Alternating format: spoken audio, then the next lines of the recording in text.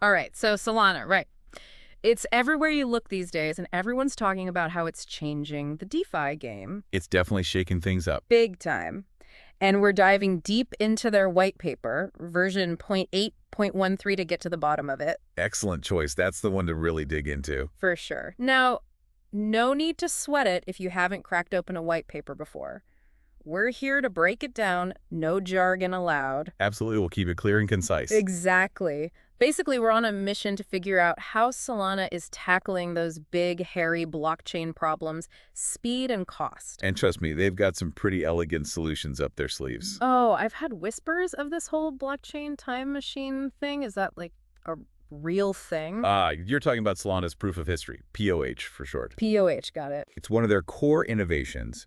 And yeah, it's basically like a time machine for transactions. Yeah. Imagine every single transaction getting meticulously time-stamped, like a universal notary, verifying the exact order of everything that happens. Okay, that makes sense, but how does that even work, especially in a decentralized system? You're right, there's no central authority keeping track of time, which is why Solana's approach is so clever. They use something called a cryptographic hash function. Okay, now we're getting to the techie stuff. It's not as complicated as it sounds. Think of it like, you know those old school office logbooks, the ones with the carbon copies, where each entry relies on the one before it? Yeah, and you can't just rip a page out without anyone noticing. Precisely. Each hash output in Solana depends on all the outputs before it, creating this tamper-proof chain of events. It's a verifiable record of time passing on the blockchain. So every transaction is basically etched into this timeline. You got it. This means those nodes on the network, they don't waste time constantly verifying the order of transactions because they have this shared, agreed-upon timeline. That's pretty slick. It's how Solana can process thousands of transactions per second, making it viable for things like, oh, I don't know, high-frequency trading, building a global payment network, things most blockchains just can't handle. Yeah, that's seriously impressive. But what happens if someone tries to mess with the timeline? Could a bad actor sneak in a fake transaction and say it happened earlier? That's the million-dollar question, and the white paper actually addresses this directly. They thought of that, huh? Solana has some serious security measures in place to prevent that kind of manipulation. Think of it like this.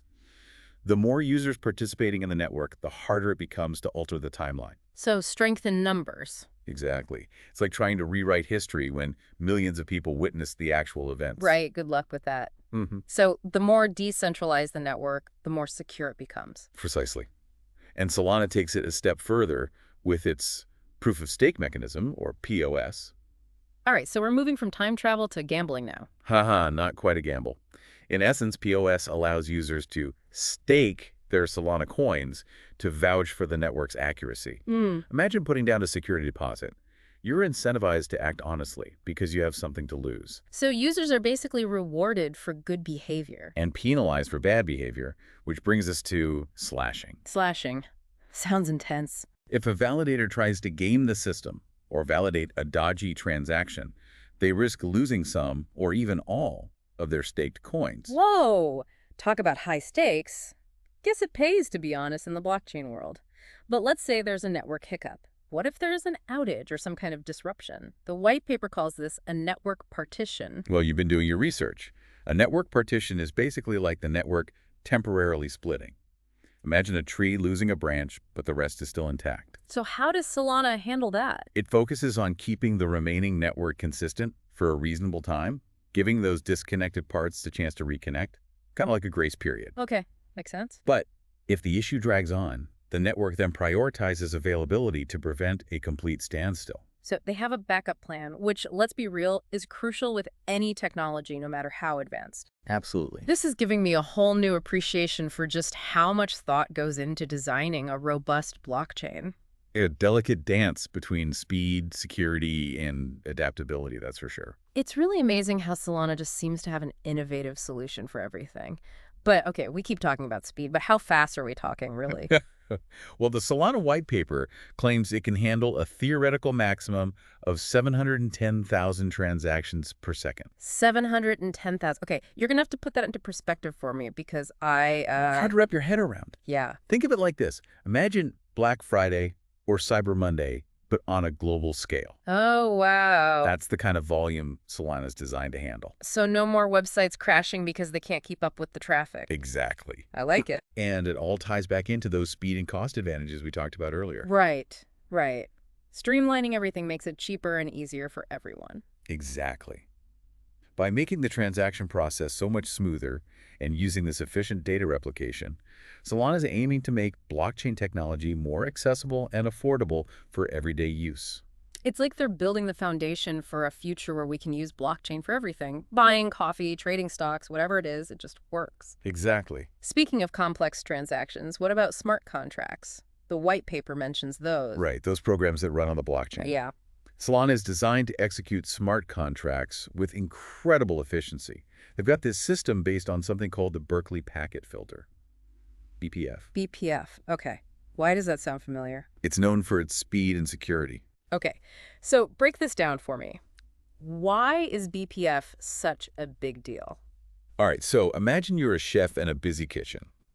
Love a good cooking analogy. You need specific ingredients from the pantry, but instead of running back and forth yourself, slowing everything down, you have a system where you just call out what you need and boom, it magically appears at your station. Okay, I'm following. That's essentially what BPF allows for smart contracts. It's called a zero-cost foreign function interface. Zero cost. Okay.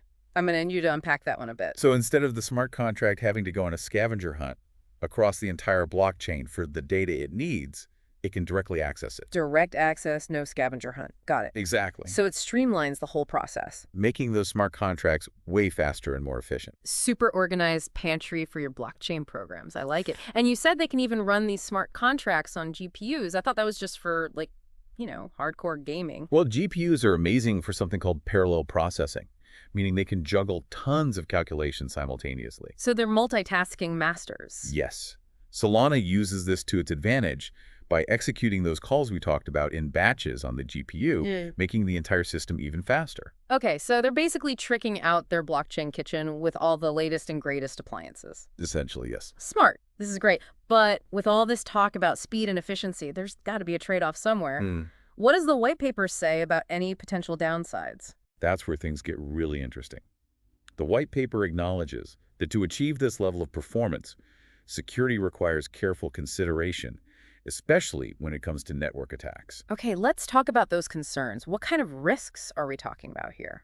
One is something called a 51% attack. Have you heard of that? I think so, but remind me. Because Solana can achieve consensus with a smaller number of validators compared to some other blockchains, it could theoretically be more vulnerable to this type of attack, where one entity gains control of a majority of the network's computing power.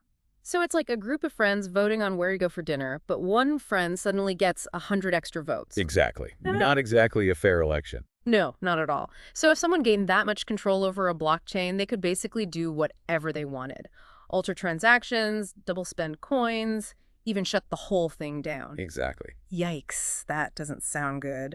But Solana must have ways to defend against that, right? Oh, absolutely.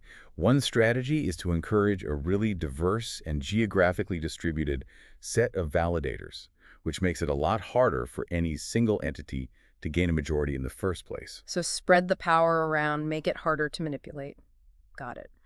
What about other types of attacks? Because, let's be real, hackers are constantly coming up with new ways to cause trouble. Oh, for sure. The white paper goes into several other potential vulnerabilities, such as denial of service attacks. Denial of service, what's that? It's where someone floods the network with bogus requests, basically trying to overwhelm it and disrupt operations. So like calling a restaurant 1,000 times so no one else can get through. Exactly. Annoying.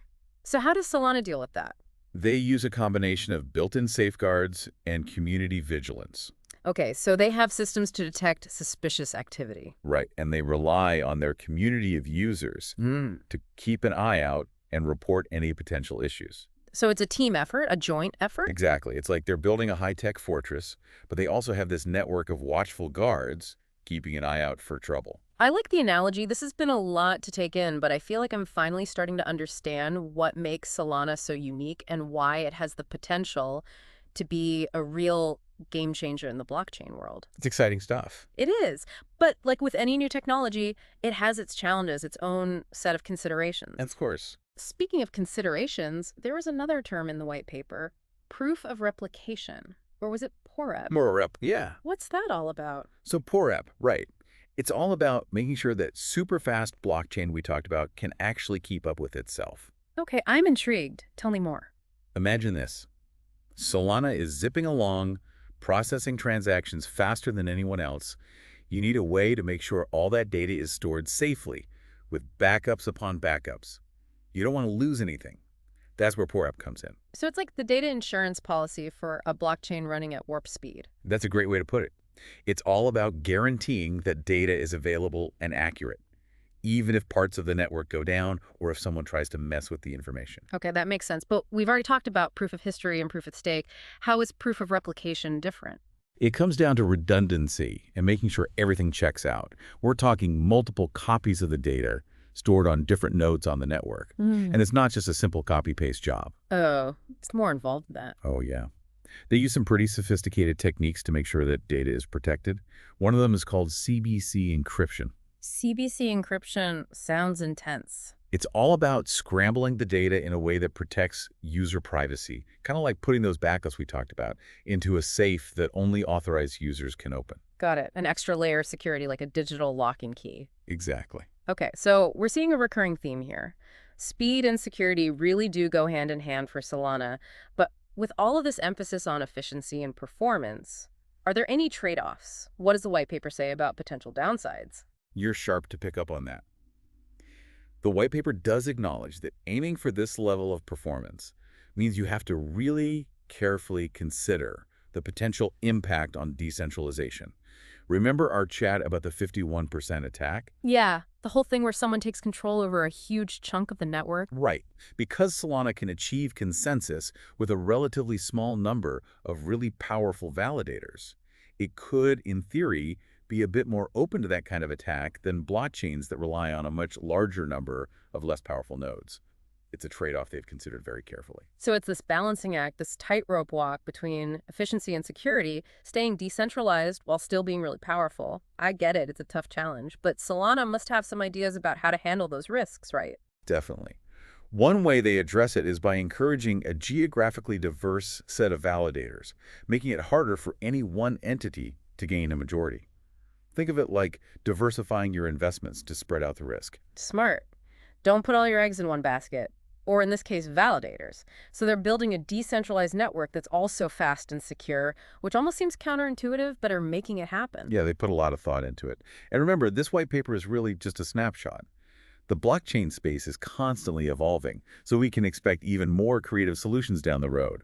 It's like they're building the plane while flying it. A little nerve-wracking, but super exciting at the same time. Well, we've definitely covered a lot of ground today, from proof of history to proof of stake to proof of replication. It's clear that Solana is really pushing the boundaries of what blockchain can do. What does this all mean for the average person? What's the big takeaway here? For me, it's that Solana isn't just trying to be another blockchain. They're aiming to make blockchain technology so seamless that it's just a part of everyday life. I like the sound of that. Think about it. Sending money across the world instantly, trading digital assets without breaking the bank, all of it running smoothly on the blockchain. These are just a few of the possibilities that Solana's speed and scalability unlock. It's like we're on the edge of a decentralized revolution, and Solana's leading the charge. And the coolest part, this is really just the beginning. The future of blockchain is wide open, and I can't wait to see what innovations we see next. Me neither. This deep dive into Solana has been fascinating. It's clear that they're building a faster blockchain, but they're also building a foundation for a more decentralized and equitable future, which is pretty amazing. And to our listeners, remember, this is just a starting point. The world of blockchain is huge and constantly changing, so don't stop exploring. Exactly. Keep asking those questions, stay curious, and you might be the one building the next big thing in blockchain. That's right. Thanks for joining us on this deep dive into the world of Solana. Until next time.